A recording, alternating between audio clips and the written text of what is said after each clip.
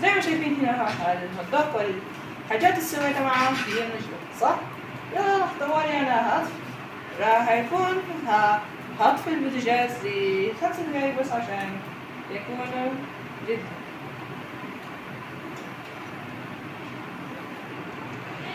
زي محتاج بس ثانية عشان دقيقة. هنا الدوري والفلفل والهدق والبصل والفلفل هين نجدوا هنا هنخليهم في المسطوبة لدقايق عشان يبردوا شوية، وبعدين مرة تانية عشان نكبها على الاندومي. طيب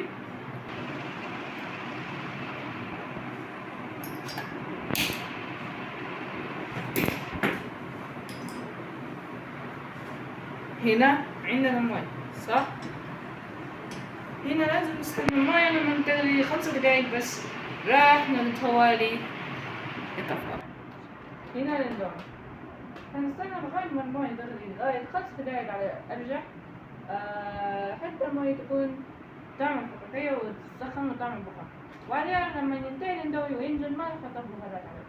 وبعديها نمشي نسخن الهدوء تاني مع الحاجات التانية، نكب الكاتشب والمايونيز والليمون وبهارات الاندومي، وبعدين نصفي الاندومي ونكبه هنا.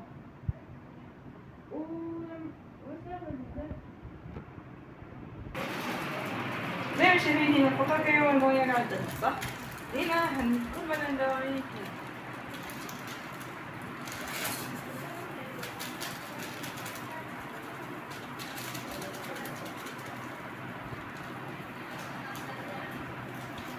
ونغطي الاندومي ده يعني. وهو راح نحمس ما ضفنا البهارات صح؟ هنضيف عليها شيء تاني غير البهارات.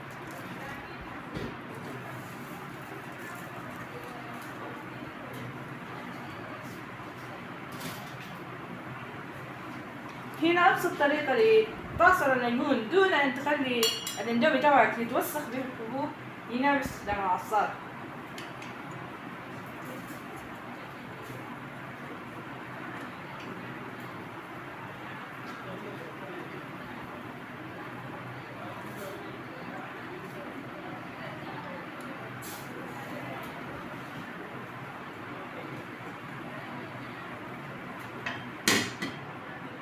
بس هو ينجل هنسخن الهداق وهنحط عليه كاتشب ومايونيز وبهارات الاندومي.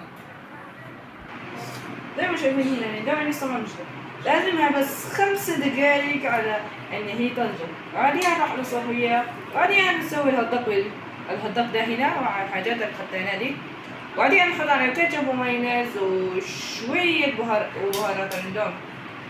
ولما ننتهي من تصفية الاندومي طوالي راح نحط الاندومي مع الهداق دين الاثنين دين ونسلقهم، ونحنا هنستنى 5 دقايق هنخلي الاندومي على نار هادئة،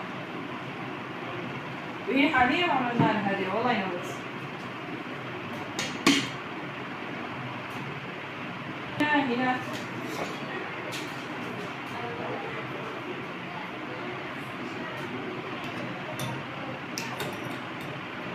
زي ما شايفين أنا شغلت النار على الهداق.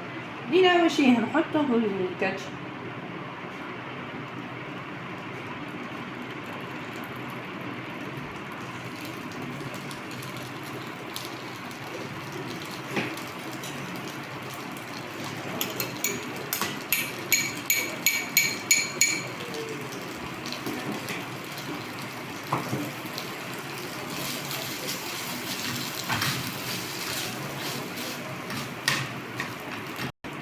زي ما شايفين أنا صبت الهداق مع الكاتشب، وتاني شي هنحطه مع اللي هو المايونيز دقيقة.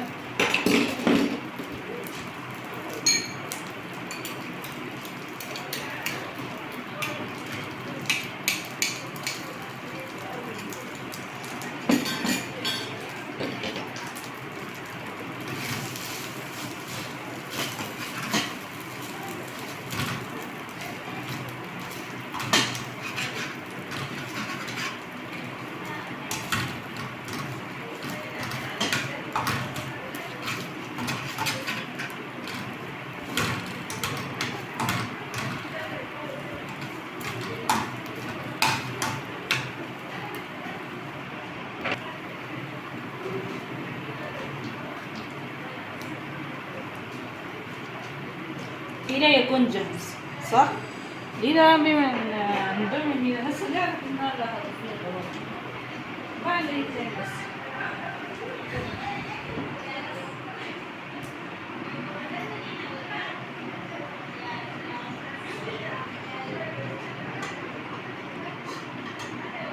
ويكون هذا الاندومي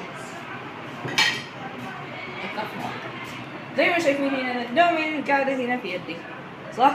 هنا دي هصفيها من المصفاة راح احطها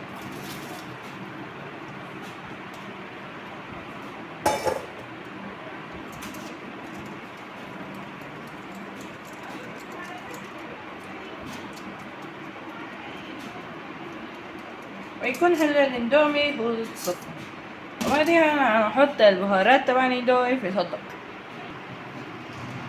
زي ما شايفين هنا انا حطيت شوية مي بس على الهوت دوغ اللي خديه هنا تمام.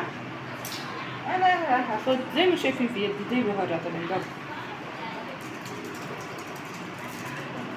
ناخد شوية سكر